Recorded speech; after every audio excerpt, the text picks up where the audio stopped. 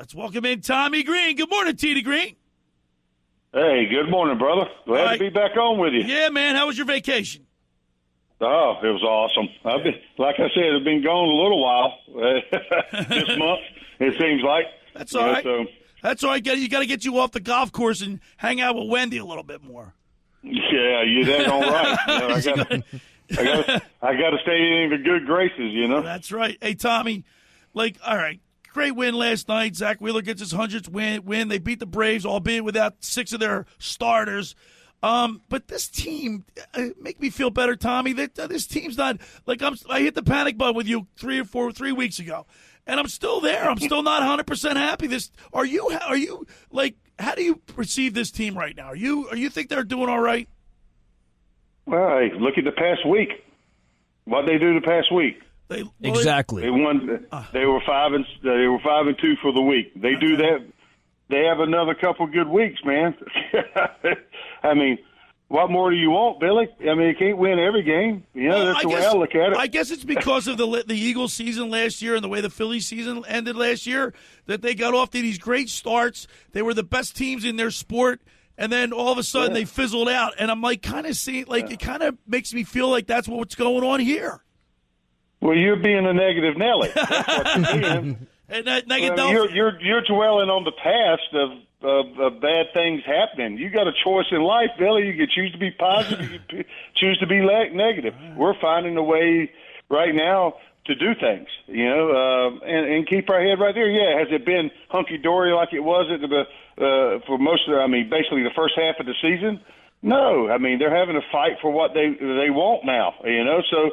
And they're doing it now. I mean, we got a chance to win 3 out of 4 games against the Braves, and that's exactly what you wanted to have a chance to do coming into this series. Well, obviously you threw a no-hitter in 91. You know what it's like to pitch. Pitching is so important. Good pitching outdoes good hitting, and Wheeler, he finished the month of August with a 1.62 ERA, gave up 7 earned runs, 39 innings pitched. The guy's he's our ace. He's an established ace of his staff, and that's what they needed. Yeah. But maybe I'm being too negative, but they beat a Braves team they should be beaten. Well, just because you got to take advantage of somebody when they're down. They've been down all season with the Braves as far as some big guys going down hurt. Now we've had some of our guys go down too, and we've had the next guys step up, and the Braves have always been notorious for guys doing that. They're never out of a ball game, and they truly believe that because I know the man in charge over there, Brian Snifter, and that's the way he's been all his career with the Braves. He was my first manager in 1986. I think that was his first job as managing in 1986. So he's a lifer, and that's the way what he brings to the table, and it's sort of, the Braves way is like that. Bobby Cox and them back in the day, it was that way. It's never over till it's over. Pitching and defense can get you where you need to go and give you a chance to fight for it at the end. And the Braves have always done that. And we've had to do that here of late. Because, are we knocking the cover off the ball? No.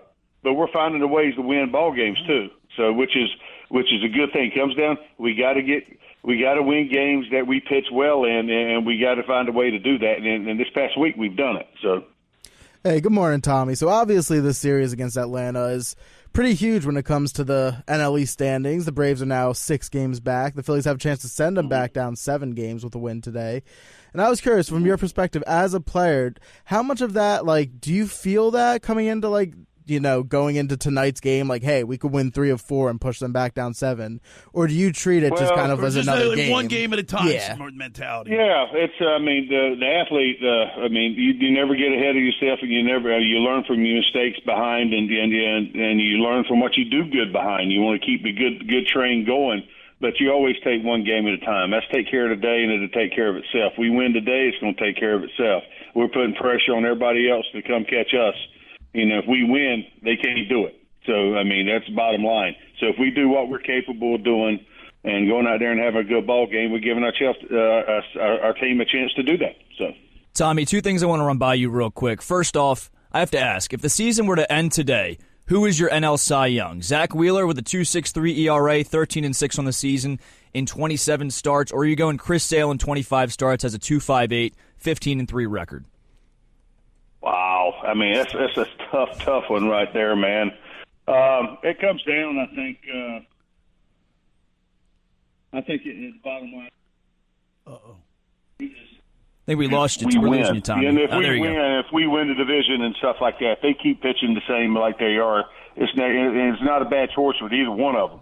You know, obviously. I mean, it's a great choice. They've had great years so far. If they keep it up, you know, I would have to say right now, because we're in the head of it, is would probably be Wheeler because we're winning. You know, we're ahead of it. And what he, you know, but he's just as valuable, Sale's just as valuable. What he's done for Atlanta is what Wheeler's done for us. You know, so, I mean, it's a tough decision to have to make. And if they want to get Nick Pickett, they're going to have to go by all the numbers and metrics and stuff like that. You know, Snell's sneaky on that one. Yeah, Sale is. So, yeah. I mean, it's good numbers, dude. It's a two-man race right now, according to Fox Sports. I mean, Sale has minus 549 odds, while Zach Wheeler has plus 300. The next closest pitcher is Hunter Green or Logan Webb, and they have plus 7,000 odds. Wow. So it really comes down to Zach Wheeler and Chris Sale. But the second thing I wanted to ask you about – no, continue. I'm sorry. No, go ahead. I wanted to ask you about their big bat, Bryce Harper. I mean, you know, their $300+ million guy. It came out this week that from Todd Zalecki of MLB.com and Phillies.com that he's grinding through elbow and wrist irritation. He's hopeful that, you know, he can get back to his form by October and start hitting with a little bit more power. But are you concerned about Bryce Harper being a little banged up heading into the stretch run? Well, I mean, yeah. I mean, you always heard about your big boy being banged up a little bit, but that's the nature of the beast. You know, there's a lot of things you really don't know what's going on. People don't know what's going on until, you know, he might say something or something like that, and he finally said something a little bit about it. But I mean, he's been dealing with this stuff for a little while. And now you look back at it, hey man, you start getting playing banged up. It's tough. But he still holds his head above water and doing things. Is he hitting with the power? No. We're hoping that he's gradually getting better, you know, but he's still hitting them for average. I mean, this week he hit, 375. I'll take that. And he's finding a way to get on base and do some things and contribute, you know. So, you know, and hopefully somebody else can pick up the slack. And that's what the word team means. You know, it's not just Bryce Harper. There's no I in team, Tommy. Yes, exactly. Every Sunday we go on the mound with former Phillies pitcher Tommy Greene, sponsored by Blitz's Market. Tommy, are you concerned about Kyle Schwarber? I mean, the guy, he hit .214 in the month of August, and in his last 15 games, he's 8 for 59 with no home runs. He's like, but hitting's contagious, right? I mean, among these guys. Well, I mean, hey, we know we've seen how he's rolled in the past, you know, and he's a streaky guy. And overall, this year he's had a lot better year than people thought he was going to have. I think, you know, as far as hitting wise, he's hit for a better average and using the whole field a lot better. Has he hit the home runs that we're accustomed to? No, but hey, this is the last month of the season. He could hit 15. You know how he goes. Yeah. You know, he could get hot and get going. You know, and that's just the way it is. Am I concerned about it? No. He finds some way to do. He does some things. You know, he'll walk and do different things and get on base. So he's just a streaky type guy. We knew that when we got him. Hey, Tommy, tonight the Phillies. Aaron Nola's on the hill for the Phillies. It's a nationally televised game. Do players, obviously, when they play on nationally televised games, they're more aware of it, but it's not like they try harder, but they're aware of it, right? That they're going on national, all eyes will be on them tonight. No, not really. We play on TV every night, you know, so. Yeah, but you're on national television. We don't get caught up. No. I mean, you make it to the big leagues, and that's one of the things. You don't get in all of the situation around you. You know, we pitch from 60 foot 6 inches, you know, and our game is played from that distance. We don't play the game out in the stadium with the fans. You know, we get involved in all the hoopla and stuff like that. You have to narrow down your focus and take care of the task at hand and let everybody else have a good time up in the stands. If we do our job, they're going to celebrate. So that's what it's about. So we need to take 3 out of 4 for the Braves for me to feel good. We got to win the game tonight. I know how you roll. You ain't happy unless they're winning all of them. I want 162-0. That's what I want. They're going to take 3 out of 4, and Billy's still going to complain about somebody being streaky in the lineup. One of the pitchers not looking great. I don't know. They only hit some home runs. You know what? Yeah. You know what would make me happy? You know what? Radio, man. Tommy, you know what would make you seriously? You know what would make me happy? If Schwarber could just get one hit, a double, knock in 1 run, play small ball. It's like feast or famine with these guys.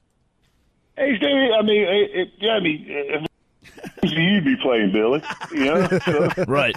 Exactly. exactly. Yeah. You succeed 30% of the time, and it's elite in baseball, so it's a hard sport. You know what?